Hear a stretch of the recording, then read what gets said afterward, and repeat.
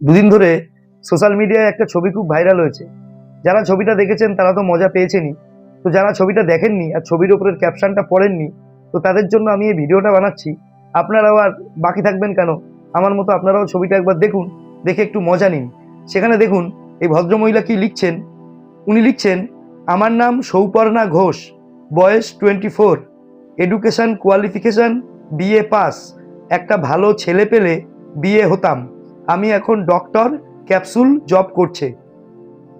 তো অনেকেই ওনার এই পোস্ট নিয়ে ওনাকে ট্রোল করছেন, মিম করছেন, কিন্তু আমি বলবো উনি কিন্তু খুব একটা অন্যায় করেননি। তার কারণ আমরা কোথায় থাকি? পশ্চিমবঙ্গ।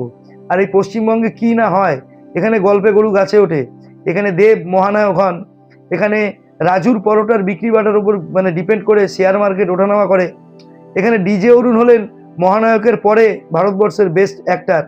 তো সেইখানে দাঁড়িয়ে উনি যদি বিএ পাস করে ডাক্তারি করেনও, তাতে কিন্তু কারোর খুব একটা আপত্তি থাকা উচিত না। তার কারণ আমরা আমাদের চারপাশে অনেক এরকম দেখছি। সবকিছু মিলিয়ে মিশিয়ে দেখার পরে আমার কিন্তু একবারও মনে হয়নি যে এই ভদ্রমহিলা বিএ পাস করে যে ডাক্তারি করছেন উনি বিরাট কিছু অন্যায় করেছেন। তো মামনি, তোমাকে আমি বলছি, তোমার পাশে কেউ না থাকুক, এই আমি আছি, হুলো বাংলা তোমার সঙ্গে আছে, চালিয়ে যাও। কিন্তু মামনি, এই ধরনের পোস্ট করার আগে আর একবার ভেবো। তার কারণ তুমি ছোট মেয়ে, তোমার ইনফ্লুয়েন্সার হওয়ার জন্য এখনো বহু বহু টাইম পড়ে আছে।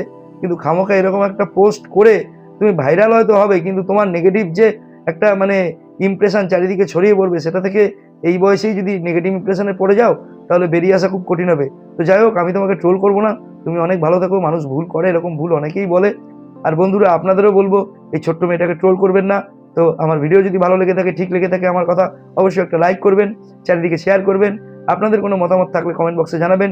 আর আমার চ্যানেল সাবস্ক্রাইব করে অবশ্যই আমার পাশে থাকবেন। সবাই ভালো থাকবেন। Thank you.